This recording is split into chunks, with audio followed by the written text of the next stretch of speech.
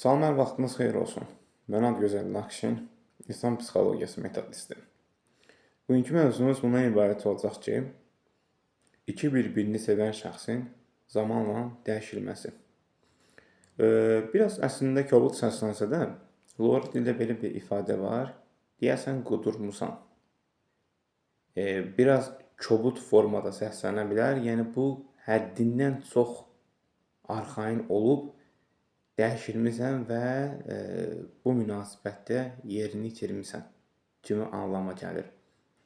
Bu adətən iki tərəfin birini bir-birindən digərini deyək, həddindən artıq sevib dəyər verməsi, yaxud bir tərəfin digər tərəfə nisbətən daha çox imkanlı olması və sərhədlərinin daha geniş çevrədə əhatə eləməsi.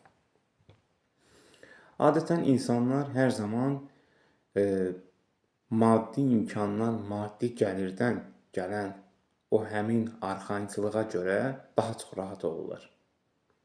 Yəni daha çox söz deyə bilərəm, daha çox söz haqqım var. Sanki beləyəm və sən də bunu belə də qəbullanmalısan prinsipinə. Xeyr, elə deyil əslində. Bu belə deyim sizə, səhv fikirdir, çox yanlış fikirdir. İnsanlar hər biri eyni səviyyədədirlər. İstər maddi olsun, istər mənəvi olsun. Bəzən elə insanlar var ki, maddi imkanları kifayət qədər olmasa da, mənəvi imkanları və gücü özünün hər hansı bir fikrini ifadə etməsi və sözünün keçəcəyi maddi yox, sözü ilə keçəcəyi əksər yerlər var ki, digər tərəfin maddi ehtiyatından qat-qat üstündür. Və zamanla ya maddi ehtiyatın çoxluğu səbəbindən, ya bir tərəfin digər tərəfə verdiyi aşırı sevgidən dolayı iki tərəfdən bir-birindən qırılma yaranır. Digər tərəf arxain olur ki, vəssalam, bu daha çox sevir, istədiyim vaxt istədiyim şey eləyərəm və dəyər verir, amma mən sənə sən dəyər verirsən, mən sənə pis olan bir şey edirəmsə, deməli, ortada bir arxayınçılıq və qarşı tərəfin digər tərəfə çox sevməsi var. Və ya dediyimiz ikinci hal maddi ehtiyat. Ona görə insan hər zaman bərabər hüquqlu şəkildə hərəkət etməlidir.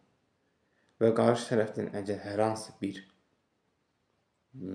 ya ailə qurmaq, ya ciddi münasibət kimi fikirləşirsə, elə bir insan olmalıdır ki, onunla eyni səviyyədə olsun. İstər maddi, istər mənəvi. Əgər bu tarazlıq pozuldusa biri digərindən və zamanla bu da ola bilir, ehtimal da var. Və bu kimi hallara görə bu münasibətlər nə qədər ciddi olsa da qeyri-ciddi hala çevrilir və ciddilikdən uzaqlaşırlar. Və nəticədə soyuqluq yaranır. Ona görə su misalı kimi birinə həddindən çox dəyər vermək olmaz. Necə ki, suyu biraz artıq içirsən, ürəyini bulandırır və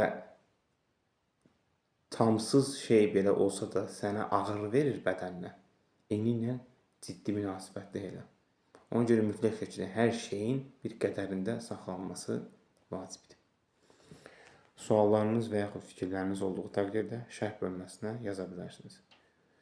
Onlayn və yəni şəkildə seanslarımız davam edir. Başlaya bilərsiniz.